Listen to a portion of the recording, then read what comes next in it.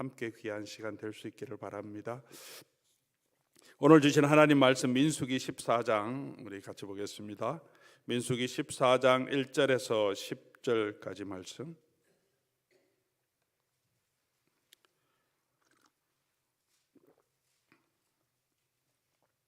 구약 성경, 제가 가지고 있는 성경은 218페이지입니다. 민수기 14장 1절에서 10절까지 오늘 매일 성경 본문입니다. 우리 같이 묵상하는 마음으로 교독하여서 우리 하나님 말씀 받들어 읽겠습니다. 민수기 14장 1절. 온 회중이 소리를 높여 부르짖으며 백성이 밤새도록 통곡하였더라.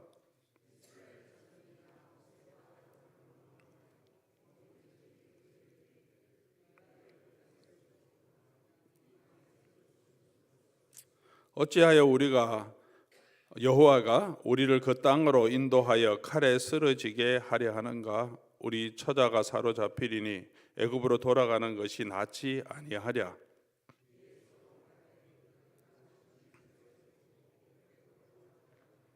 모세와 아론이 이스라엘 자손의 온 회중 앞에서 엎드린지라.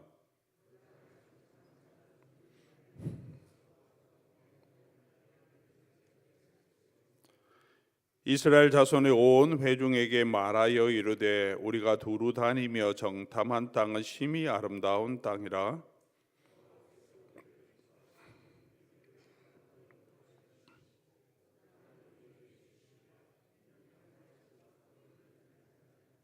다만 여호와를 거역하지는 말라. 또 그 땅 백성을 두려워하지 말라. 그들은 우리의 먹이라. 그들의 보호자는 그들에게서 떠났고 여호와는 우리와 함께 하시느니라. 그들을 두려워하지 말라 하나 온 회중이 그들을 돌로 치려 하는데 그때 여호와의 영광이 회막에서 이스라엘 모든 자손에게 나타나시니라. 아멘. 같이 한번 기도하겠습니다. 좋으신 우리 아버지 하나님, 또 하나님의 은혜로 우리 아침을 주시고 또 건강을 주셔서 우리 하나님 앞으로 나와서 주를 찬송하며 주의 말씀 묵상하며 기도하는 이 시간 허락하여 주셔서 감사합니다. 오늘 이 시간 우리의 마음을 붙들어 주시고 성령께서 함께하여 주시고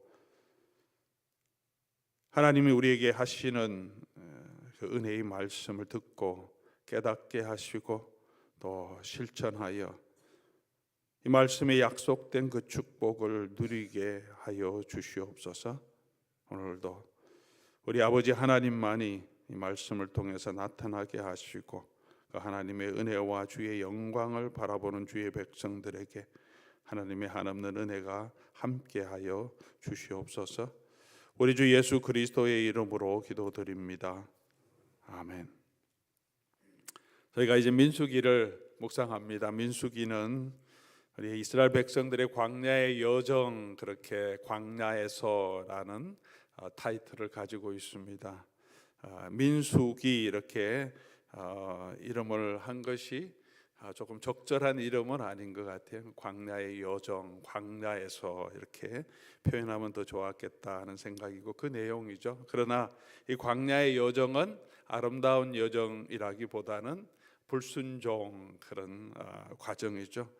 한 곳 한 곳 이 시내 광야에서 떠나서 이 바란 광야로 들어오고 이곳이 가데스 바네아인데 정탐하는 그 과정, 그리고 그 이후에 또 우리 이스라엘 백성들이 광야에서 유랑하는 그런 모든 삶의 과정을 한 곳 한 곳 이름을 기록하면서 기록하는데 다 불평과 또 반역의 역사로 점철되어 있습니다. 슬픈 이야기죠. 그럼에도 불구하고 이 말씀은 오늘 저와 여러분 하나님의 백성과 교회에게 귀한 교훈을 주고 있습니다. 우리의 삶은 어떠한지를 우리에게 보여주고 있습니다. 이스라엘 백성들이 광야에서 불순종한 그것을 보고 두려워하고 똑같이 그렇게 불순종에 빠지지 말라고 사도 바울도 히브리서 저자도 우리에게 권면하고 있습니다. 오늘 이 말씀 통하여서 오늘 또 우리도 이 이야기를 반면교사로 삼아서 우리가 어떤 것이 믿음의 삶인지 우리 다시 한번 살펴볼 수 있기를 바랍니다. 오늘 특별히 귀한 주제, 중요한 주제는 두려워하는 거죠. 너무 두려워서 원망하는 것입니다. 이스라엘 백성들이 가데스 바네아에 와서 정탐꾼의 소식을 듣고 원망하고 두려워하는 것.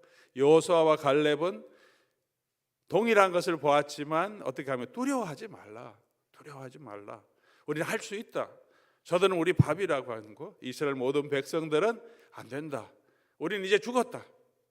우리 이제 끝났다. 아예 다시 돌아가는 게 좋겠다. 그렇게 원망과 불평을 합니다.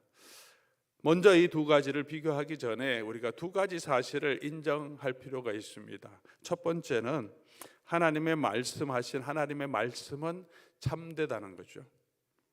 왜 그런 말씀을 드리냐면 하나님께서 이스라엘 백성들이 애굽에서 떠나기 전에 뭐라고 약속하셨냐면 내가 너희 조상들에게 주기로 약속한 그 땅으로 들어가게 할 텐데 그 땅은 어떤 땅이라고 말씀하셨어요? 그 땅은 젖과 꿀이 흐르는 땅이라. 정탐꾼이 이제 왔습니다. 1년도 훨씬 넘게 2년 가까이 된 기간을 지나면서 이제 가데스 바네아까지 왔고 가서 보니까 그 땅이 어떤 땅이라고 말합니까? 과연 젖과 꿀이 흐르는 땅이다. 그렇게 말씀하시죠. 7절 말씀이죠. 이스라엘 온 자손의 회중에게 말하여 이르되 우리가 두루 다니며 정탐한 땅은 심히 아름다운 땅이라. 8절 이는 과연 젖과 꿀이 흐르는 땅이니라. 그렇게 말합니다. 누구의 말입니까? 여호수아와 갈렙의 말입니다. 이거는 한 충성파들의 이야기니까 그렇지 않죠. 우리가 13장 27절로 가서 보면 처음에 정탐꾼들이 뭐라고 말하면 다 똑같이 고백합니다. 27절이죠. 모세에게 말하여 이르되 당신이 우리를 보낸 땅에 간즉 과연 어때요? 그 땅에 젖과 꿀이 흐르는데 이것은 그 땅의 과일이니다. 그것까지는 다 인정했습니다. 근데 그 땅에 이미 사람들이 가득 차 있고 산성을 만들어 놓고 요새를 만들어 놓고 있고 사람들이 너무 장건하고 무기도 우리보다 더 좋으니까 두려운 거죠. 그 땅이 좋다. 그 땅이 젖과 꿀이 흐르는 땅이다. 어떤 평가를 하든지 하나님이 말씀하신 대로 과연 그런 땅이라는 것은 같이 인정했다는 거죠. 하나님 말씀하신 것은 신실하다는 거죠. 하나님 오늘 저와 여러분에게도 우리에게도 약속하신 하나님의 말씀이 있습니다. 함께 하겠다고 하셨고 우리를 이끌어서 하나님이 약속하신 그 영원한 하나님의 나라로 우리 하늘 나라 천국으로 이끌어 가시겠다고 약속해 주셨습니다. 그 천국이 얼마나 영광스러운지를 우리에게 보여주셨습니다. 그곳에 오면 이 땅에 있었던 모든 수고와 고난을 쉬게 하고 우리의 눈물을 닦아주시고 우리를 안아주시고 하나님 그 우리 위에 장막을 치시고 거기서 쉼을 누리게 해주시고 하나님의 영광을 보게 하고 하나님과 영원토록 같이 거하게 하시겠다고 말씀하셨지 않습니까? 그 땅이 과연 젖과 꿀이 흐르는 땅인 것처럼 우리가 지금은 아직 보지 못했지만 그곳에 도착해 보면 그 땅은 과연 하나님께서 우리에게 약속하신 대로 우리 이 땅에 있는 모든 고난을 생각나게 아니하실 정도로 영광스럽고 존귀하고 우리에게 주시는 하나님의 쉼이 위로가 있는 땅이라는 것입니다. 오늘 이 말씀을 보면서 하나님의 말씀은 진실되다는 것을 우리 다시 한번 기억하면 좋겠습니다. 그리고 그 땅에 들어가기 위해서는 우리가 감당해야 할 전쟁이 있다는 것도 우리에게 보여줍니다. 그 땅은 차 있고 그냥 들어가서 차지할 수 있는 것이 아니라 그 땅에 들어가기 위해서는 이겨내야 하는 싸움이 있다는 거죠. 하나님이 저와 여러분에게도 약속하신 그 약속이 있습니다. 약속의 땅이 있습니다. 그 약속으로 들어가기 위해서는 그냥 쉽게 들어갈 수 있는 길은 아니라 들어갈 때까지 우리가 감당해야 되는 영적인 싸움이 있습니다. 그리고 그 싸움은 쉬운 것은 아니다. 우리의 적들은 안악 자손 같다. 든든한 요새 위에 있다. 그렇게 표현한 것처럼 결코 만만한 싸움은 아니다. 아마 이 부분에 대해서도 저와 여러분이 모두 동의하고 계실 겁니다. 우리가 견뎌내야 하는 여러 가지 시험이 결코 만만하지 않습니다.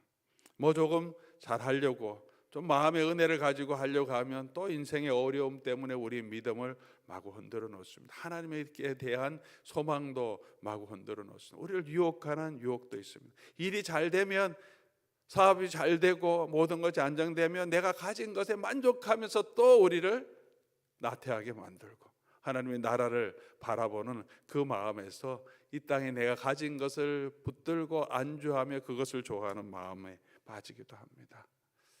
내적으로도 그렇고 외적으로도 그렇고 그렇게 우리를 시험하고 흔들고 어떻게 하든지 우리를 삼키려고 하는 세력이 있고, 그 세력들은 우리 힘으로 이길 수 없는 그런 강한 것임을 우리에게 보여줍니다. 이런 영적인 고난 또는 전쟁을 직면할 때 하나님의 약속을 바라보고 이런 믿음의 시련을 우리가 감당할 때 어떻게 해야 할까? 두 가지의 귀한 이 모델, example을 오늘 보여줍니다. 이스라엘 백성들은 어떻게 반응합니까? 감당해야 할 그 적들, 넘어야 할 그 난관, 그 환경을 보면서 부정적인 생각을 하게 되죠. 우리는 할 수 없다, 졌다, 끝났다. 싸워보지도 않고 이미 그렇게 말해버립니다. 싸워보지도 않고, 어쨌든 한번 싸워보자가 아니라 이미 그 환난을 보고 그들을 큰 것을 보고 우리는 메뚜기 같다, 지레 겁먹고 포기해 버립니다. 1절 말씀이죠. 소리를 높여 부르짖으며 통곡하다. 소리를 높여 부르짖으며 통곡하다. 그들이 쳐들어와서 이스라엘 백성을 쑥대밭을 만든 것도 아닌데 마음이 이미 두려워졌습니다. 마음이 두려워하니까 어떻게 합니까? 2절 가니까 원망합니다. 원망의 대상을 찾습니다. 힘들면 우리는 그런 마음이 들죠. 누구 때문에 그랬다, 누구 때문에 그랬다.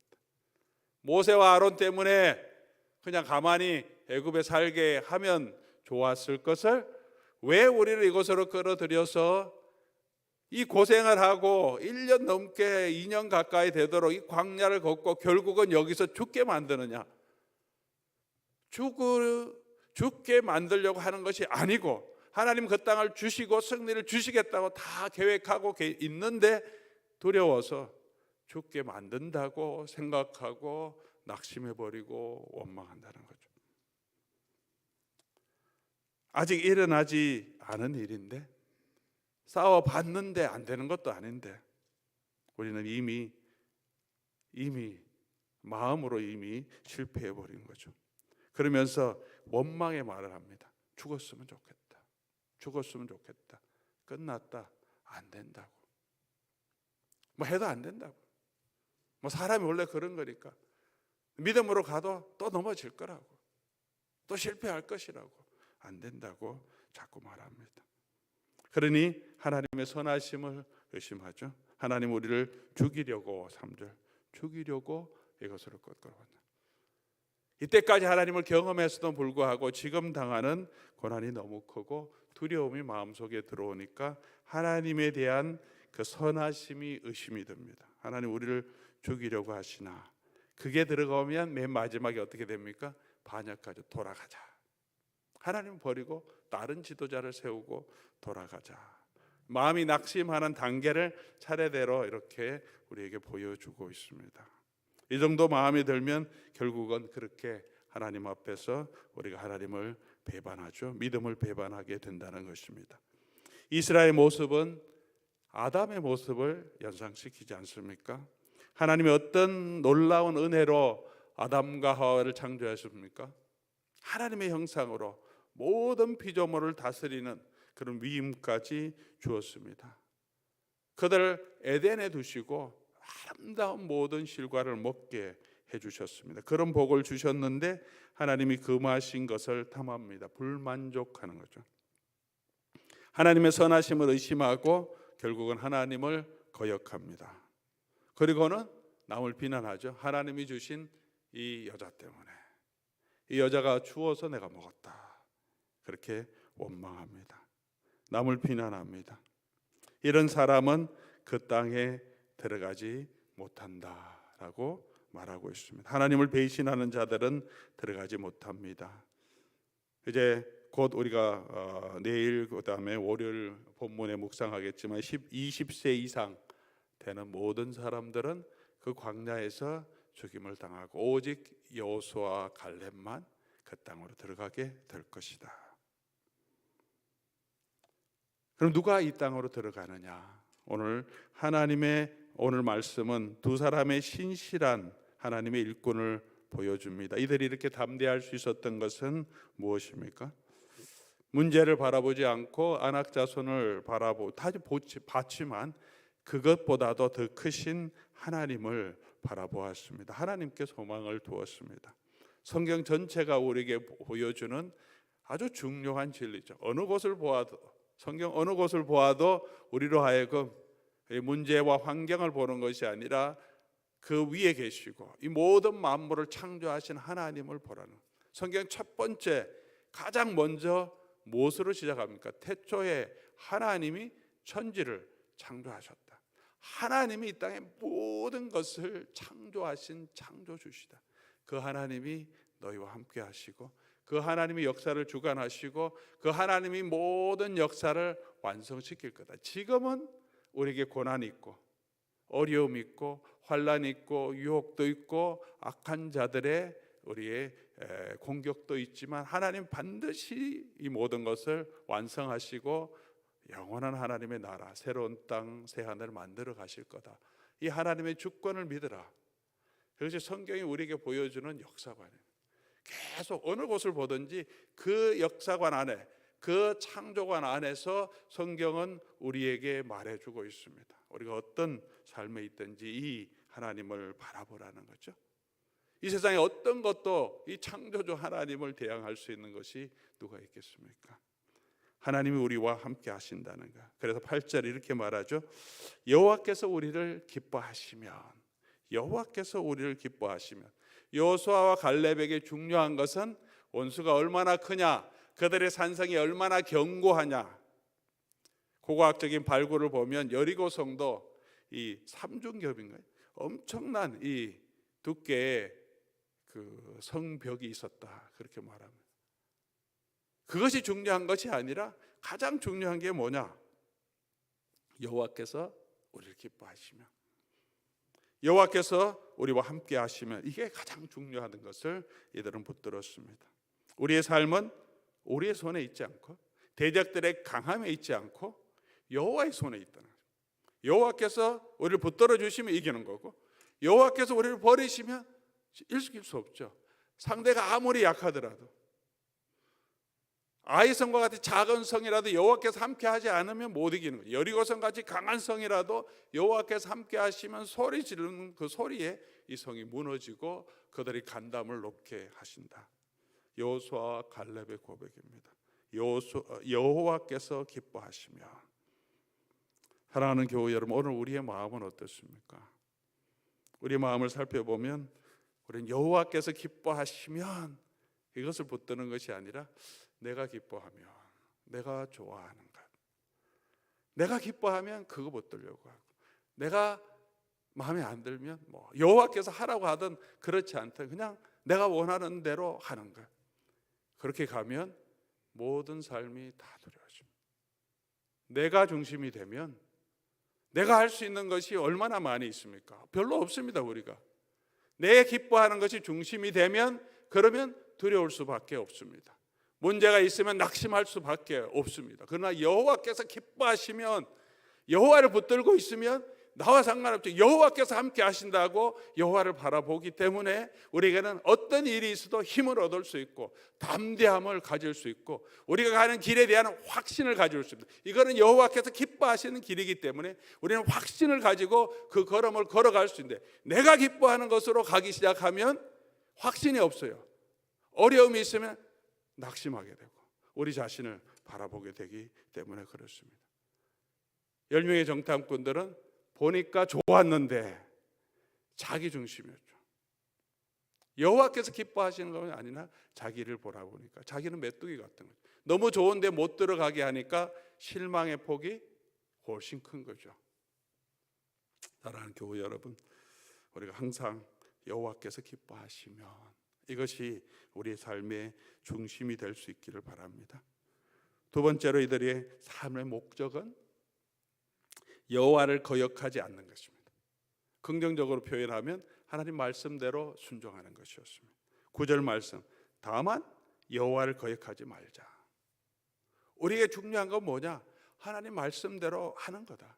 하나님 올라가라고 하시니까, 주신다고 하셨으니까 그 말씀 믿고 가자. 여호와를 거역하지 말자. 이 전쟁의 승리를 어떻게 할까? 전략을 짜고 그 승리를 바라보고 가지 말라는 거예요. 그게 목적이 아니다. 승리를 주시는 분은 하나님이십니다. 하나님께서 이 전쟁을 담당하시는 분이다. 우리가 해야 할 것은 하나님의 명령대로 가는 것이다. 어떻게 될까? 내가 할 수 있을까? 이런 고민이 우리 속에 들어오기 시작하면 잠도 안 오고 해결책이 없잖아요. 저도 근심이 많은 타입이라 좀 걱정되는 거 있으면 잠이 안 오죠. 밤새 머릿속에서 이런 생각 저런 생각. 맡겨야 되는데 함께 하신다고 하셨는데 이게 잘 안 되는 게 우리의 마음이지 않습니까? 우리가 해야 될 게 뭐냐? 우리는 그냥 하나님의 말씀대로 순종하며 가는 것이다. 삶을 통해서 배우는 작은 또 귀한 진리인 것 같습니다. 그때는 힘든 것 같지만 그냥 하나님이 기뻐하는 게 뭘까 생각하고 어떻게 되든지 그냥 그거 붙들고 가면 하나님께서 정리해 주시고 하나님께서 해결해 주시고 또 이기게 하시고 이렇게 갈 수 있도록 인도해 주신다는 거죠. 내가 어떻게 될까? 아직 일어나지 않는 일까지 이렇게 하면 사람들이 나를 어떻게 생각할까? 이렇게 하면 또 어떤 일들이 일어날까? 그 두려움을 계속 내가 생각하지 말고 그냥 우리는 그때마다 하나님이 기뻐한 게 뭐냐? 하나님이 내게 명령하신 게 뭐냐? 그냥 그거 붙들고 징검다리 건너듯이 한 다리 건너가면 하나님께서 문제를 하나님께서 해결해 주시고 원수는 하나님께서 무너뜨려 주신다는 거죠. 여리고로 가라고 하시고 매일 한 바퀴씩 돌라고 하시고 7바퀴 그 다음에 돌고 소리 지르라고 하시고 하라는 대로 하나하나 징검다리 건너지 가니까 무너지게 하시고 점령하게 하신다는 거죠. 그것이 하나님이 저와 여러분에게 원하는 것이고 여호수아와 갈렙이 담대하게 할 수 있다고 하신 그 고백을 할 수 있었던 이유라고 오늘 본문은 우리에게 보여주고 있습니다. 다니엘의 세 친구들 귀한 예잖아요. 풀무불이 있는데 풀무불을 7배나 뜨겁게 했고 느부갓네살이 옛날 고대 왕들이 얼마나 자기 권력을 자랑합니까? 무시무시한 권력을 가지고 분노하면서 그렇게 죽이고 하는데 그거 바라보지 않고 이들의 인생의 목적이 뭡니까? 그리 아니하셔도 그냥 하나님 섬기는 거예요. 죽어도 모르겠다. 살려주시면 감사하다. 목적은 사는 게 아니고 죽는 것도 아니고 그냥 하나님 섬기는 대로 그냥 가는 거예요. 그게 죽음으로 가는 길이면 뭐 할 수 없다. 풀무불 던지면 할 수 없다. 그리 아니하실지라도 우리는 하나님을 섬기겠다. 당신이 만든 신에게는 우상에게는 절할 수 없다. 요셉의 삶도 마찬가지였지 않습니까? 인생의 고난 가운데 그는 언제나 하나님이 기뻐하시는 대로 하나님 앞에서 살았습니다. 요셉이 인생의 성공을 꿈꾸며 살지 않았습니다. 그것이 인생의 목적이 아니었습니다. 내가 이 고생을 견디면 하나님이 나를 애굽의 총리에 세워주겠다. 그런 원대한 인생의 꿈 가지고 살지 않았습니다. 그냥 요셉은 한순간 한순간 하나님 앞에서 그냥 정직하게 살기를 원했습니다. 그러니 하나님이 함께 하신 것을 주변 사람들이 보았고 그 걸음을 하나님 인도하시죠. 자기 계획한 거 아무것도 없습니다. 하나님께서 인도하셨습니다. 그러면 성공하기 위해서 순종해야 되겠다. 그런 마음도 아니었죠. 그냥 순종을 위한 순종이었습니다. 하나님 말씀대로 걸어가면 그것이 성공의 길이면 감사하고 그것이 이 사람들이 보기에 실패의 길일지라도 우리에게는 성공인 거죠. 우리의 목적이 삶의 목적이 그러했다는 거죠. 그리 아니하실지라도 사랑하는 성도 여러분 그렇게 좌로나 우로나 치우치지 말고 내가 내게 명령한 대로 행하라. 그리하면 형통하리라. 그리하면 형통하리라.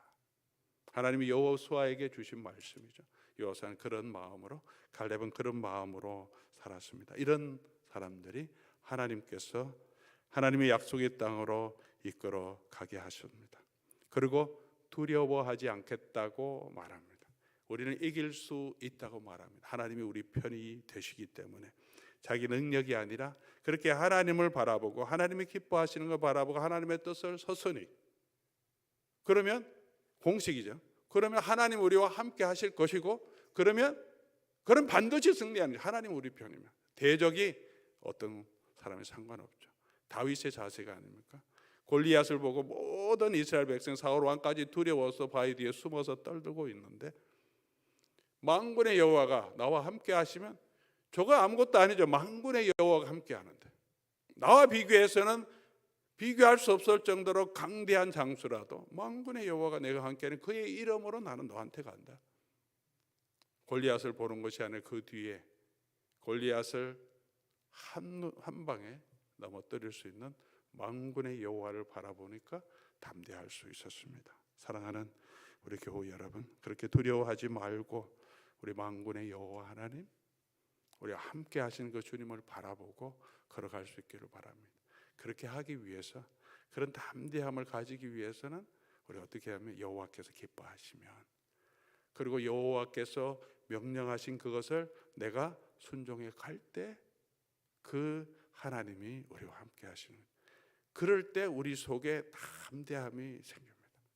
그렇게 선택하면 우리 속에 담대함이 있습니다. 내 욕심이 아니라 이건 하나님의 뜻이라는 것이 분명히 하고, 내가 지금 상황에서 힘들고 어려운 고난일지라도 하나님의 뜻이기 때문에 내가 순종하면 마음에 담대함이 생깁니다. 우리 마음이 영이 알죠. 아, 하나님의 뜻에 내가 순종했으니 하나님이 함께 하실 거다. 내가 계속 내 욕심을 붙들고 있으면 계속 두렵습니다. 계속 두렵습니다. 하나님께 맡기지 않으면 계속 두렵습니다. 하나 넘어가도 또 두렵고 또 두렵습니다. 맡기고 순종하면 담대함을 주십니다. 내게 능력 주시는 자 안에서 우리가 모든 것을 할 수 있다. 그렇게 사도 바울이 고백한 것처럼 우리가 능력 주시는 자 안에서 할 수 있습니다. 이 할 수 있다는 것은 내가 원하는 대로 하는 게 아니라 하나님의 뜻대로 어떤 환경에서든지 자족할 수 있다. 하나님께 완전히 드린 항복이죠. 내가 모든 것을 할 수 있겠다고 하는 자기 능력의 과시가 아니라는 거죠. 우리는 다 여호수아와 갈렙 같은 사람이 아니고 이스라엘 백성 같은 나머지 10명의 정탐꾼 같은 사람이 아닙니까? 우리가 우리의 문제 앞에서 그렇게 담대하지 못합니다. 여호수아 갈렙 같은 리더, 오늘 모세와 같은 그런 리더의 중보로 이 백성이 완전히 멸망하지 않았습니다. 그러나 그들도 연약한 사람이었습니다. 여호수아 갈렙의 신실함이 이 백성들의 이 연약함, 이 두려움, 이 죄에서 구원하여 그들을 약속의 땅으로 들어가게 하지 못했습니다. 그러나 저와 여러분에게는 모세보다 더 신실한 하나님의 아들 되신 예수님 계시고, 여호수아와 갈렙보다, 여호수아의 이름이 예수잖아요. 예수와 여호수아 갈렙보다 더 신실한 우리의 대장 되신 예수님이 계십니다. 그분은 이 우리의 연약함을 대신 담당하시고, 우리의 두려워하는 이 마음까지, 우리의 죄까지, 불순종까지 대신 담당하시고 우리를 회복시켜서 저와 여러분 같은 사람을 이 약속의 땅으로 들어갈 수 있게 하시는 신실한 우리의 중보자 되신 예수님이 계시다는 거죠. 이제 우리는 예수 그리스도를 바라보면 능히 할 수 있습니다. 우리의 연약한 것까지도 담당해 주신 그분이 계시기 때문에 이제 우리에게 정죄함은 없다. There is no condemnation. 주님이 계시니까 이 연약하고 부족하지만, 이 두려워한 마음이지만 그것까지 그대로 우리 주님을 의지하면 주께서 우리를 안으시고 주 안에서 우리로 하여금 이 약속의 땅으로 주 안에서 들어가게 하신다는 것이죠. 그 예수 그리스도를 바라보고 우리의 믿음의 대장 되신 예수 그리스도를 바라보고 우리가 그 안에서 위로와 담대함을 얻고 오직 주님만 붙들고 우리가 걸어가는 저와 여러분 될 수 있기를 주의 이름으로 간절히 소원합니다. 우리 오늘 하나님 말씀 우리 같이 생각하면서 찬송하고 기도하면 좋겠습니다. 아무것도 두려워 말라 주 나의 하나님이 지켜주시네. 그 가장 중요한 사인이 뭐냐 하면 예수님이 우리와 함께 하신다는 거예요. 예수님 우리에게 보여주셨다는 거죠. 그 예수 그리스도와 우리 하나님의 은혜를 생각하며 우리 하나님 앞에 한번 찬송하겠습니다.